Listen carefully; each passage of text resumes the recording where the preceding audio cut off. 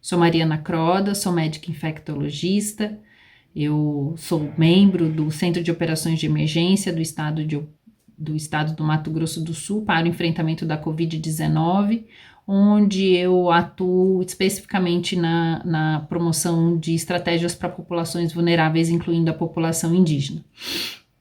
E frente a esse trabalho, desde março, a gente já consegue analisar o cenário e ver que nós poderíamos sim ter tido desfechos melhores para essa população. Com essa visão de gestora do SUS, eu me baseio muito de como funcionam as políticas e como que ela deveria ser analisada dentro da pandemia, desse enfrentamento da pandemia, que é um evento de emergência em saúde pública, um evento que a gente não tem treinamento específico para isso, muitas vezes dentro da atenção primária. Então, sabendo que a atenção aos povos indígenas, ela se dá através de um subsistema de saúde, ligado diretamente ao Ministério da Saúde, através de uma secretaria, que é a CESAI, a gente sabe que ela é responsável pela atenção primária, né, e que muitas das ações que envolvem o enfrentamento da Covid, ela está na atenção de média e alta complexidade. Isso inclui desde os testes diagnósticos, como o RT-PCR, que são testes mais complexos, como internação em leitos hospitalares e leitos de terapia intensiva. Então, realmente, nós tivemos que aprender, né, fazendo, como fazer esse enfrentamento dentro desse subsistema de saúde. Então, eu acho que uma das principais limitações foi mesmo o campo de atuação da CESAI. E isso, ele já se dá, essa dicotomia existe desde que o subsistema foi criado e parece que as pessoas esquecem o pacto federativo, né? A saúde, ela é tripartite, ela é Estado, municípios e o governo federal. Então, quando vem a pandemia e nós precisamos de uma ação coletiva, muito das ações, estados e municípios, eles tendem a falar, isso não é minha atribuição, uma vez que já existe um subsistema. Então, colocar apenas a CESAI a responsabilidade de conseguir atender, nós vimos que não foi suficiente. Então, a CESAI, ela não tem essa capacidade de resposta rápida, uma capacidade de, por exemplo, compor equipes com recursos humanos de maneira rápida, compras de maneira céleres, e também implementar ações do qual ela não está habituada. Então, eu coloco a limitação do campo de atuação da CESAI e essa dicotomia entre estados e municípios. Nós tivemos muitas ações que foram coordenadas pelos municípios e pelo estado e que foram, talvez, aí a grande solução encontrada a curto prazo. Então, o município colocando recursos humanos, colocando os insumos básicos, nós vimos em várias situações que não havia equipamentos de proteção individual suficiente para esse atendimento, então Estado e município tiveram que prover.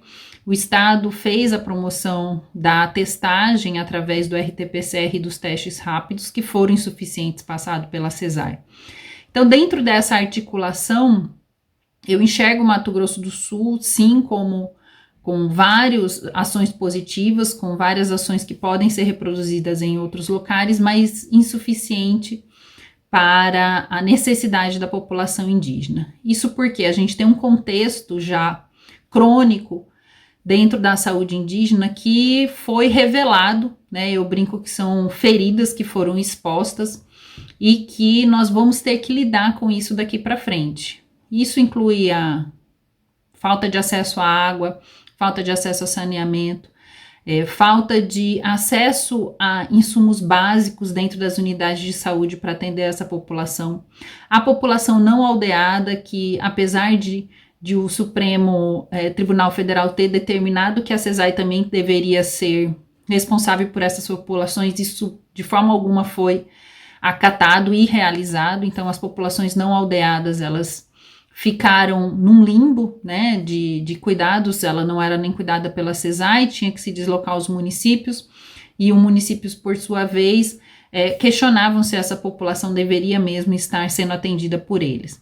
E nós temos ainda aquela população, que são aquelas populações que estão em áreas que ainda não foram definidas, e que são acampamentos que muitas vezes funcionam com equipes de saúde volante, e que nessa pandemia também foi visto que não é uma maneira adequada de tratar essa população quando ela precisa de tratamentos continuados.